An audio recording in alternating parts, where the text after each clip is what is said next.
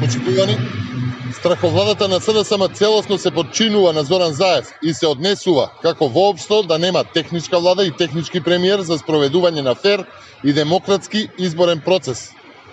Владата и лично Оливер Спасовски мора да одговорат во кое својство Оливер Спасовски го однесе партискиот лидер Зоран Заев на средба со Вселенскиот патриарх господин Вартоломеј во седиштето на Цариградската патриаршија во Истанбул.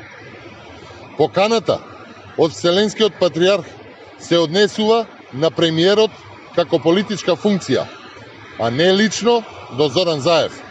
Од тука, Оливер Спасовски мора да одговори кој раководи со владата, тој или Зоран Заев. Владата пак мора да одговори зошто во владините соопштенија се наведува Зоран Заев, односно во која функција Заев е дел од владина делегација. При тоа, владата мора да одговори кој ги сноси трошоците за посетата на Заев во Истанбул.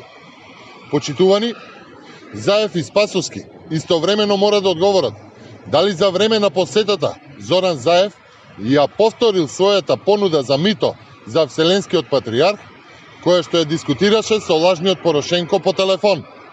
За подсетување, Заев на лажниот Порошенко во телефонски разговор е снимен како вели дека е подготвен да му плати на патриархот Вартоломеј 100.000 евра во кеш.